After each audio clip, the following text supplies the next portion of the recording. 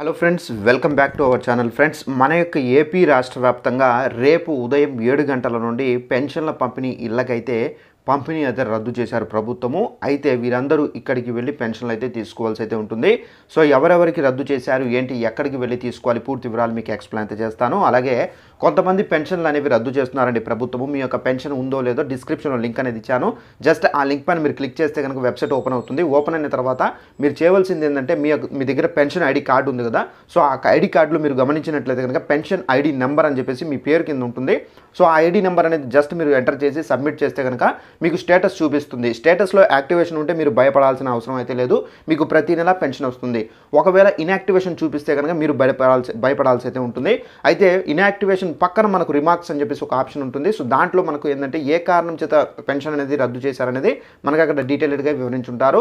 So దీన్ని బట్టి మీరు సచివాలయానికి వెళ్ళి మీరు అక్కడైతే డిస్కషన్ అయితే చేసి సో మీ యొక్క పెన్షన్ ఎందుకు క్యాన్సిల్ చేశారు ఏంటనేది మీరు అక్కడ తెలుసుకోవాల్సి అయితే ఉంటుంది. ఇక ఆ వివరాల్లోకి వెళ్ళినట్లయితే మన యొక్క ఏపీ రాష్ట్ర వ్యాప్తంగా ఏపీ ప్రభుత్వం అయితే పెన్షన్దారుల్లో కొంతమంది అన్యాయంగా అక్రమంగా మనకు గత ప్రభుత్వంలో పెన్షన్లు పొందారని, సో చాలామంది లంచాల ద్వారా పెన్షన్లు పొందారని, చాలామంది వికలాంగత్వం లేనప్పటికీ కూడా చాలామంది డబ్బులు ఇచ్చి సో పెన్షన్లు అయితే పొందారని, ఇప్పుడు కూడా అలాంటి వాళ్ళు చాలామంది పెన్షన్లు అర్హత లేనప్పటికీ అర్హత పొంది మనకు తప్పుడు దోవలో అర్హత పొంది పెన్షన్లు తీసుకుంటున్నారు. సో ఇలాంటి వాళ్ళకి సంబంధించి అధికారులు అయితే జల్లెడ పెడుతున్నారు. సో ఎవరైతే ఈ విధంగా పెన్షన్లు పొందుతూ ఉన్నారో వారందరి పేర్లు అయితే ఆల్మోస్ట్ అధికారులు ఒక్కొక్కటిగా అయితే మనకు కలెక్ట్ చేయడం అయితే జరిగింది. ఎవరైతే ఈ విధంగా పెన్షన్లు పొందుతూ సో ఇప్పటి వరకు పొందారో సో వారందరి పేర్లు అనేవి కలెక్ట్ చేశారు. వీరందరికీ సంబంధించి పెన్షన్లు అనేవి మనకు రేపటి నుండి ఇళ్ళ దగ్గర పంపిణీ అయితే చేయరు. ఒకవేళ ఈ లిస్టులో ఒకవేళ జెన్యూన్గా ఉంటే కనుక మేము పొందలేదు, మాకు అర్హత ఉంది అనుకుంటే కనుక జెన్యూన్గా ఉంటే కనుక తప్పనిసరిగా మీరు ఏంటంటే మీరు సచివాలయాలకు వెళ్తే కనుక అక్కడ మీకు అపీల్ ఆప్షన్ ఉంటుంది. సో అపీల్ ద్వారా మీరు అపీల్ చేసుకుంటే కనుక మళ్ళీ మీ పైన వెరిఫికేషన్ చేసి మీరు జెన్యూన్ ఉంటే మీకు పెన్షన్ అనేది ఉంటుంది.